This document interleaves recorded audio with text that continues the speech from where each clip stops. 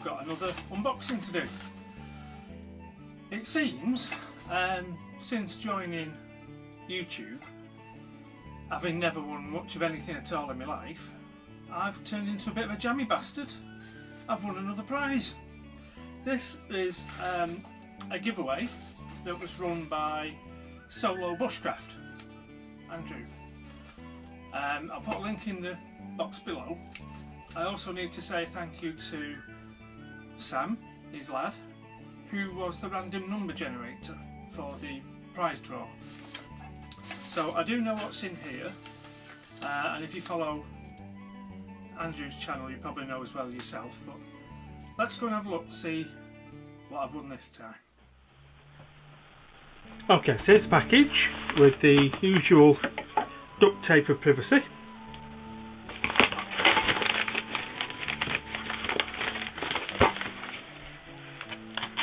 And in we go.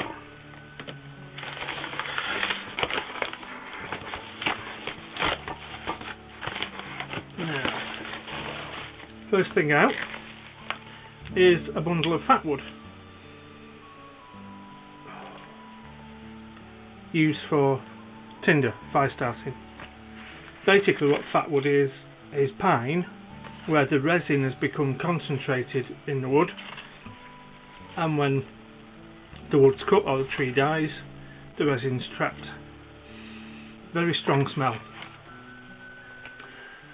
The weird thing about this is I used to work in a picture framing factory, and we used to throw away yards and yards and yards of this every week.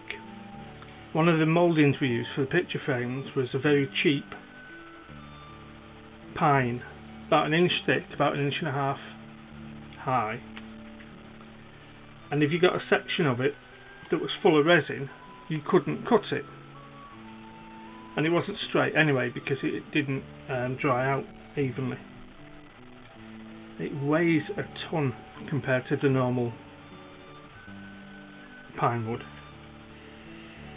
So that smell doesn't half bring back some memories, I tell you. Then we've got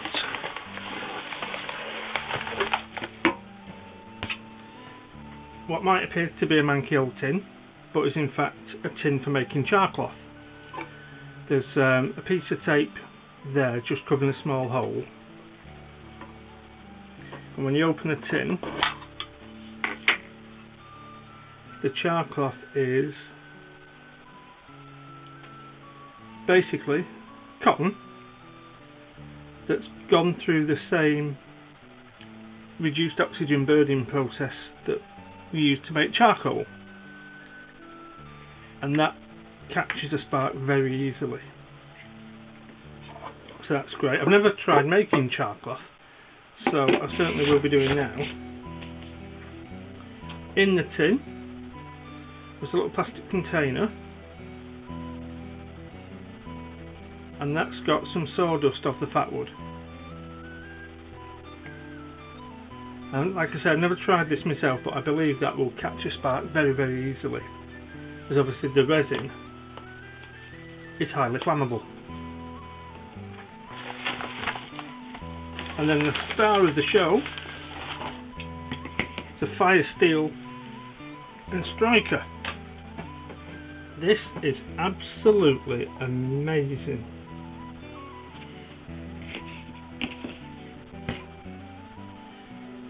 I'm assuming the handles are deer antler. We've got a nice length of cord holding together. The striker is an end tip. As you can see, it's an old file, well, a rasp on that side, and possibly a bastard file on that side. Hey, that's twice I said bastard in the same video. Hey!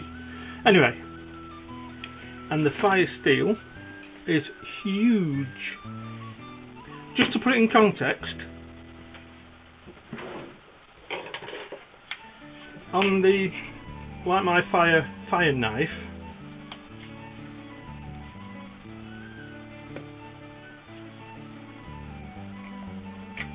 the fire steel in the handle is that big.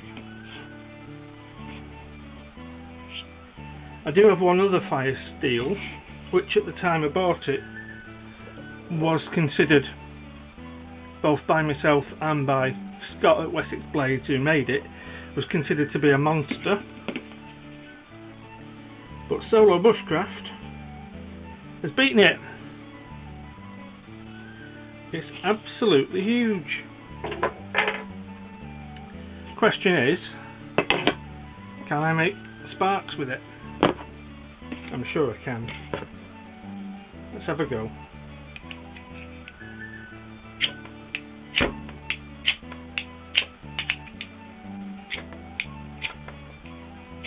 There we go.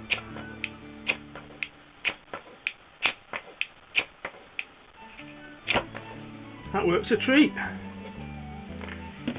That is absolutely stunning. I can't believe it. Well, Andrew, Solo Bushcraft, that is a very generous prize. I shall have to do a testing video at some point, but I'm really pleased with that. Go and check out his channel, Solo Bushcraft, if you like what you see, and I think you will. He makes some cracking big choppers out of leaf springs, and I think it wouldn't be unfair to say he's got a little bit of the devil in him.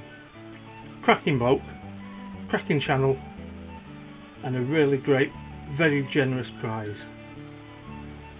Thank you.